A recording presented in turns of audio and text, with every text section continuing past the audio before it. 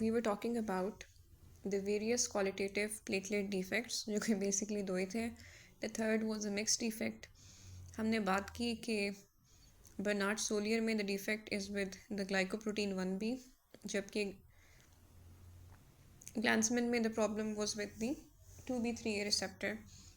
Then I clarified an important point, the fact that whenever there is an issue with either the glycoprotein 1b receptor or with the von Willebrand factor, this can be reflected by the result of a test known as the ristocetin test. इसकी details मैं बाद में बताऊंगी. अभी आपने इस बात को जहन में रखना है कि we can differentiate between the various platelet dysfunctions via this particular test, and it does have a significance जो कि हम बाद में डिस्कस करेंगे. Very important for MCQs. All of the stuff that we are discussing is super important. एक दो बातें मैं फिर से बताऊंगी. इन दोनों नामों को जहन में सही तरीके से एच कर दें. They are both primarily platelet qualitative defects यानी फंक्शनल डिफेक्ट्स, लेकिन बर्नार्ड सोलियर में बहरहाल साथ में थ्रोम्बोसाइटोपिनिया भी होता है. And when we do a smear तो नज़र आता है कि the reason for the reduced count is because of the formation of giant platelets. Whether the problem is with the platelet count or if it is not a thrombocytopenia, rather a qualitative defect, जैसे कि हम अभी discuss करें, in both cases we have mucosal bleeding जो कि हम discuss कर चुके हैं. थोड़ा सा रिवाइज करते हैं before talking about something else. This is nice. थोड़ी सी समरी है कि एडहीजन कैसे होती है, कौन सा रिसेप्टर इन्वॉल्व होता है, मीडिएटर वॉन विलेब्रेंट फैक्टर है, एक्टिवेशन में कौन से इंपॉर्टेंट सब्सटेंसेस रिलीज़ होते हैं, एडीपी किस रिसेप्टर के साथ इंटरैक्ट करता है, किस रिसेप्टर की अनमास्किंग होती है जो कि एग्रीगेशन के लिए ज़रूरी है. इससे पहले हमने एंटी प्लेटलेट्स पढ़े थे, एस्पिरिन, द फैक्ट कि वो इरिवर्सिबल है, P2 Y12 इनहिबिटर्स, फिर हमने नाम पढ़े थे क्लोपिटोग्रल, टिकैग्रालॉर, ठीक है, प्रासुग्रल, ठीक है, and we talked about the GP2B3A receptors. नाम बहुत इंपॉर्टेंट थे, एप्सिक्सिमैब, एप्टिफिबाटाइड, टेरोफिबैन, ये बहुत सारी चीज़ें हम डिस्कस कर चुके हैं ना, इसलिए थोड़ा सा रिवाइज कर रहे हैं. अब हम थ्रोम्बोसाइटोपिनियास पढ़ेंगे. Firstly we'll start with immune thrombocytopenic purpura. बहुत सारी चीज़ें पता चल रही है, नाम से पता चल रहा है इट्स इम्यून मीडिएटेड. जो पेरीफ्री है ना, हमारी ब्लड में डिस्ट्रक्शन होती है प्लेटलेट्स की because of an immune mediated process, जिसकी वजह से there is a thrombocytopenia with symptoms.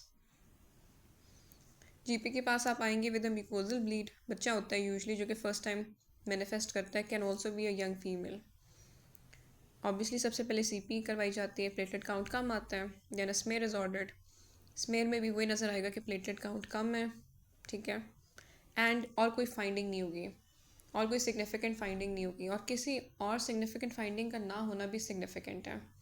Because जो मेजॉरिटी केसेस होते हैं ना थ्रोम्बोसाइटोपिनिया के, उनमें साथ ना हीमोलिटिक एनीमिया भी चल रहा होता है, माइक्रोएंजियोपैथिक, तो देयर विल बी शिस्टोसाइट्स. वो क्या डिफरेंशियल होते हैं, TTP, HUS, DIC वगैरह. अब the patient would probably be send to a specialist, ठीक है, जो कि ऑर्डर करेगा bone marrow biopsy. Bone marrow biopsy में क्या मिलेगा, यही मिलेगा कि कोई इशू नहीं है, जो मेगा कैरियोसाइट पॉपुलेशन प्लेटलेट्स बनाती है वो हाइपरप्लास्टिक है. क्यों? Because of compensation. The absence of any other significant finding is again going to be very significant.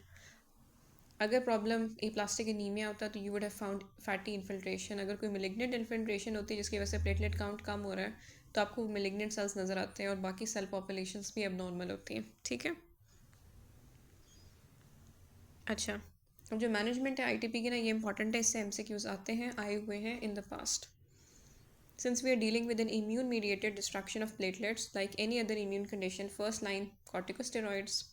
इसके अलावा हम इम्यूनोग्लोबुलिन का इस्तेमाल कर सकते हैं टू ब्लॉक दोज रिसेप्टर्स जिनकी वजह से प्लेटलेट की इम्यून मीडिएटेड डिस्ट्रक्शन होती है. These are also considered first line along with the corticosteroids.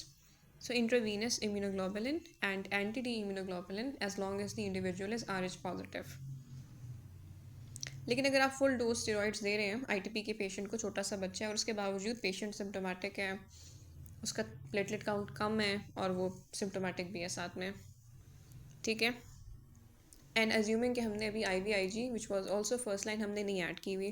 अगर नहीं ऐड की हुई तो सबसे पहले हम इंट्रावीनस इम्यूनोग्लोबुलिन ऐड करेंगे. मतलब ये है कि हम 2 फर्स्ट लाइन एक साथ दे सकते हैं. लेकिन अगर हमने पहली फर्स्ट लाइन ऐड की हुई है और इसके बावजूद भी पेशेंट स्टिल सिम्टोमेटिक, परपरा बन रहे हैं स्किन पर, म्यूकोजल ब्लीडिंग हो रही है, इस सिनारियो में what we do is add a second line option. अब जो सेकेंड लाइन ऑप्शन है उसमें क्या क्या आता है?